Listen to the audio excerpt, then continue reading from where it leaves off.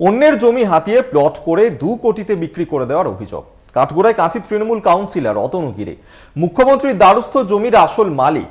পূর্ব মেদিনীপুরের জেলাশাসককে তদন্তের নির্দেশ নবান্নের। অতিরিক্ত জেলাশাসককে তদন্ত করে রিপোর্ট দেওয়ার নির্দেশ জেলাশাসকের।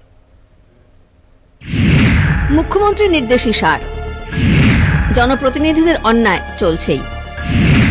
কাঠগড়ায় কাঁথির তৃণমূল কাউন্সিলর, অন্যের জমি হাতিয়ে বিক্রির অভিযোগ। ঘটনার সূত্রপাত 2020। আর্থিক সমস্যায় পড়ে 77 শতক জমি বিক্রির সিদ্ধান্ত নেন কাঁথির আশিস মাইতি। জমি বিক্রির দায়িত্ব নেন কাঁথি পুরসভার কাউন্সিলর অতনু গিরি ও তাঁর ঘনিষ্ঠরা। চক্রান্ত করে সে 77 শতক জমি বিক্রি করে দেওয়ার অভিযোগ। জমি বিক্রির কানাকড়িও পাননি জমির মালিক আশিস মাইতি।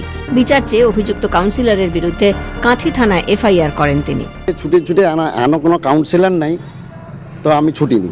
দেখি এই করে করে আমাদের এখন বর্তমান উনি ওই মূলে অনেক জায়গায় বিক্রি করে দিয়েছে, অনেক কোটি কোটি টাকা মুনাফা লুটেছে। তারপরে আমি যখন সামনে বলতে যাই, ডরমেটারি অফিসে বলে দিলীপ খান্ডার আমার দাদার সামনে, কাউন্সিলরের সামনে অনেক ধমক দিয়েছে, রেপ কেসের আসামি করে দিব, আমাদের নামে কেস করলে উমুক করলে একদম রেপ কেসের আসামি করে দিব। ডিএম স্যারের আমি ওই সব ডকুমেন্ট নিতে নিতে ডিএম স্যার বেরিয়ে গেলেন। তো যাই হোক, ডিএম স্যারের অফিসে অনেক হেল্প পেলাম। হেল্প পাওয়ার পরে আমাকে অনেক কিছু সহযোগিতার আশ্বাস দিলেন। আমার অ্যাডভোকেটদের প্রভাব খাটাচ্ছে, অ্যাডভোকেটের কাছে পয়সার বিনিময়ে আমাকে বলছে কেস তুলে নিতে, বহুত পেশার আমার এমন জীবন মানে প্রাণহানি আমার হয়ে আসছে। ঘটনাটি কাঁথির 7 নম্বর ওয়ার্ডের, যে ওয়ার্ডের কাউন্সিলর অতনু গিরি।